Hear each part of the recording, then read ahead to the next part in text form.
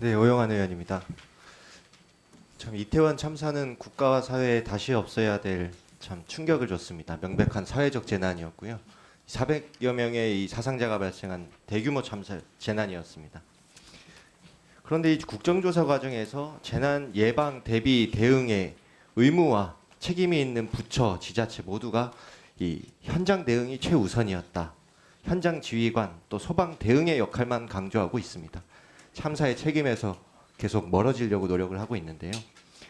정말 당시 현장에 소방 대응에 문제가 있었는지, 그리고 현장 구조활동 지원하기 위해서 각 기관들이 이 법적 의무 역할을 적절하게 수행을 했는지, 그리고 결과적으로 그것이 실제로 구조 활동에 현장에서 도움이 됐는지 직접 확인토록 하겠습니다. 용산 소방서장님, 네, 당시 가장 먼저 현장에 도착하신 소방관이시죠? 네, 초기 책임자이시기도 하고요. 네. 모두가 현장의 책임을 강조하고 있습니다. 그날 밤 현장 활동을 했던 모든 소방관들을 대표해서 이 자리에 앉아 계시다고 생각해 주십시오. 당시 네. 상황 있는 그대로 답변해 주시기 바랍니다. 네, 알겠습니다. 처음 도착했을 당시의 상황을 용산구의 CCTV 현장 조사로 살펴봤습니다. 골목길밖에 못 봤지만 이 밀집된 인파로 골목길에 진입조차 어려웠던 상황으로 보입니다. 맞습니까? 네, 그렇습니다. 근데 아까 앞서 다른 존경하는 의원님의 설명에 요구에 당황했다 이런 답변으로는 좀 정확한 설명이 어려울 것 같습니다. 네, 그래서 제가 이 무전 내역을 다시 한번 살펴봤습니다. 네, 밤 10시 31분에 이 지휘팀장 무전으로 전면부 사람들 넘어져 일으킬 수 없는 상태다. 이런 상황이었죠. 다수 네. 사상자가 발생할 거라 예상할 수 있었습니까, 당시에? 예, 예상했습니다. 그리고 처음 저희가 22시 31분에 진입했을 때 그리고 이 밤 제가 좀 더 말씀드릴게요. 밤 10시 31분에 전면부 사람들 넘어져 일으킬 수 없으니 소방역 뒤편 골목으로 진입해서 행인들 뒤로 떼어낼 수 있도록 유도를 하는 지시를 내렸습니다. 맞습니까? 네, 그렇습니다. 그때 상황실에서 무전이 날라옵니다. 의식 없는 환자 신고 3명이 들어왔다. 그 즉시 이제 다수 사상자 발생 상황이 이제 측되기 때문에 모든 후착대 소방력을 뒤편으로 유도해라. 이렇게 여러 번 지시를 했습니다. 맞죠? 네, 그리고 38분에는 오히려 현장의 지휘팀에서 의식 없는 환자의 위치를 묻습니다. 현장에서 확인할 수 없기 때문입니다. 맞습니까? 네, 이후에 이 감식 조사관으로 보이는데요. 후면에 도착한 이 요원으로부터 42분이 돼서야 환자 10명 이상이라는 표현이 최초로 등장합니다. 떼어내는 즉시 쓰러지고 있었던 상황이었죠. 네. 그때서야 응급 환자들이 이렇게 다수 발생하고 있는 그런 상황의 인지가 시작된 거 아니겠습니까? 맞습니다. 그때는 어떤 지시를 내리셨습니까? 현장에서요? 예, 전면부에 있을 때는 후면부로 가라고 후착대원들한테 지시를 했고요. 제가 후면부로 이동해가지고는 소방력 지원 요청과 경찰력 지원 요청을 꾸준히 했습니다. 23시 08분의 지휘권 선언에 대해서 여러 지적이 있는데요. 당시에 현장의 끼임 상태를 구조하는 족족 CPR 환자가 급증하고 있는 상황이었습니다. 맞습니까? 네, 맞습니다. 이 처음엔 15명에서 30명으로 늘어나고 그 당시 최초 상황에는 구급차가 한 14대 출동을 했었는데 이후 CPR 환자가 3, 40명 증가할 때마다 23시 12분까지 구급차 32대 등 소방력 50대, 23시 20분에는 소방력 80대. 이 환자 급증 상황에 따라서 지속적으로 소방력 추가 출동 요청하고 지령 내린 거 아닙니까? 맞습니까? 네, 맞습니다. 당시에 소방서장이 무전 키를 직접 더 빨리 잡았다고 뭐가 달라지는 상황입니까? 제가 무전키를 잡기 전에 저희 용산 지휘팀장이 지휘를 하고 있었고요.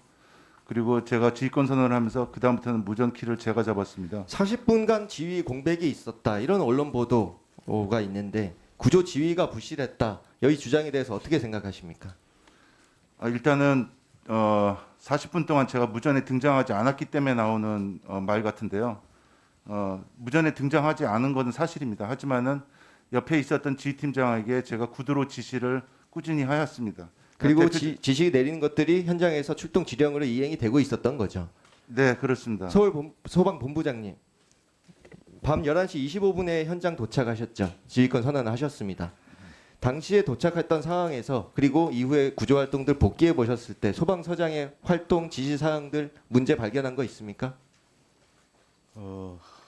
용산 소방서장은 사고 초기서부터 대응 단계 해제까지 현장을 지휘했던 사람입니다. 일단 안타깝습니다. 대응 3단계를 도착 즉시 밤 10시 30분에 발령했어야 된다 이런 주장이 있습니다.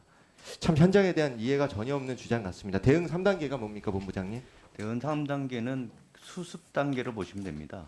그 전에 아까도 의원님 말씀하셨지만 2단계가 저 발령을 하면서 추가 지시로 구급차뿐만 아니라 본부장님, 모두 가용 수습 자원 단계라고 말씀하시면 안 되고요. 전국에 있는 소방차 타시도까지 동원을 요청하는 예. 그런 상황이지 않습니까? 예, 예. 그렇게 해서 그런데 3단계 발령 전에 3단계가 48분에 발령이 났는데 11시 27분부터 경기 남부, 북부, 인천 타시도 구급차 59대가 출동하고 있는 상황 아니었습니까? 맞습니다.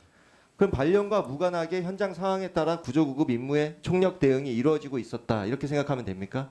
그렇습니다. 그리고 무전으로는 23시 22분경에 구조는 다 했다. 즉 끼임 상태 해소됐다는 무전이 있던데요. 서장님 맞습니까? 네, 맞습니다. 그 시간쯤이었던 걸로 기억하십니까? 예, 무전 끼임 풀림이 무전 녹취록에 나와 있습니다. 그럼 밤 10시 42분부터 40분 동안 쓰러져 있던 수십 수백 명의 사람들을 끼임 상태에서는 해제를 구조를 한 건데 구조 활동의 가장 큰 장애 요인이 뭐였습니까? 일단은 CPR 환자가 너무 많아서 시민들과 경찰관, 소방대원들이 하기에 역부족이었고요.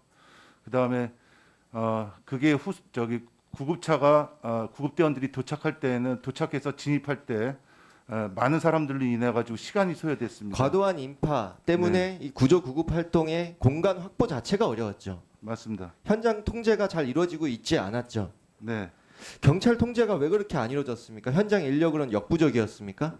그렇습니다. 신속한 통제가 이루어졌다면 구조 작업, 응급 처치, 이런 환자 관리 이런 것들 더 효과적으로 이루어질 수 있었을 거라고 생각하십니까? 네, 그렇습니다. 그렇다면 이 다수 사상자가 그렇게 발생한 상황에서 경찰이나 지자체 이런 지원 기관들의 역할 간절했을 것으로 보입니다. 맞습니까? 네, 맞습니다. 서장님, 네. 많이 아쉬운 점이고요. 그다음에 어떠한 재난 형태에 있어서도 유관기관과의 긴밀한 협조는 매우 중요함을 이번 사건으로 다시 한번 깨달은 계기가 됐습니다. 네. 수고하셨습니다. 다음은 조은 의원님 질의해 주시기 바랍니다.